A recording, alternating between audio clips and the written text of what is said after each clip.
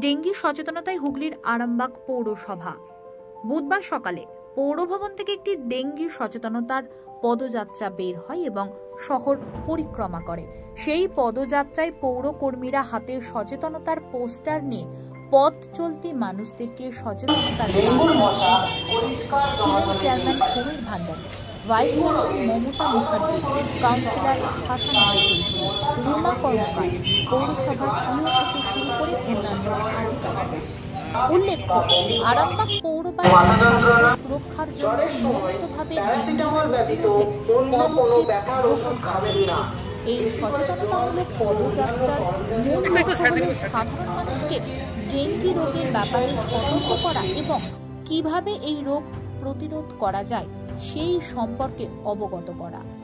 এ প্রসঙ্গে কি জানাচ্ছেন চেয়ারম্যান সহ ভাইস চেয়ারম্যান, তাদের মুখ থেকেই বিস্তারিত শুনুন।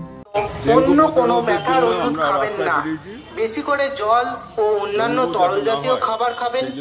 আপনাদেরকে ডেঙ্গু রোগের বিষয়ে সচেতন করতে আমাদের হাউস টু হাউস মেম্বাররা এবং সুপারভাইজাররা সহযোগিতা করুন। জল হলে লুকিয়ে যাবেন না। এছাড়াও আপনাদের বাড়ির আবর্জনা সংগ্রহের জন্য এবং পৌরসভাকে পরিষ্কার রাখার জন্য আমাদের যথাসাধ্য চেষ্টা চালিয়ে যাচ্ছেন। আমাদের নির্মল বন্ধুরা এবং সাফাই বিভাগের কর্মচারীরা এবং তাদের সুপারভাইজাররা তাদের যথাসাধ্য চেষ্টা চালিয়ে যাচ্ছেন। তাদের সাথে সহযোগিতা করুন। বাড়ির আবর্জনা ফেলার জন্য নির্দিষ্ট রঙের পাত্র এবং পৌরসভা কর্তৃক প্রদত্ত ভ্যান ব্যবহার করুন।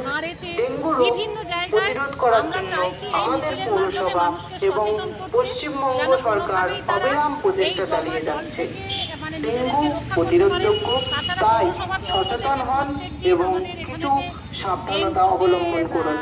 প্রচারে আরামবাগ পৌরসভার পৌরপিতা মাননীয় সমীর ভান্ডারী মহাশয় এবং পৌরমাতা মাননীয়া মমতা মুখার্জি মহাশয়া এবং আরামবাগ পৌরসভার কাউন্সিলর বৃন্দ দ্বারা আরামবাগ পৌরসভার পক্ষ থেকে সমগ্র জনসাধারণকে সচেতন করা হচ্ছে যে ডেঙ্গু রোগের হাত থেকে বাঁচতে আপনার বাড়ির চারপাশে জল জমতে দেবেন না, কারণ ডেঙ্গুর মশা পরিষ্কার জমা জলে ডিম পাড়ে। ডেঙ্গু রোগের আলাদা করে কোনো চিকিৎসা হয় না, তাই মশার কামড় এড়াতে আমাদের এই যে জল জমছে এই ব্যাপারে পৌরসভা কি ব্যবস্থা গ্রহণ করছে? মশারি ব্যবহার করতে হবে এবং সর্বোপরি মশা যাতে না জন্মায় তার জন্য বাড়ির চারপাশে জল জমতে দেওয়া যাবে না।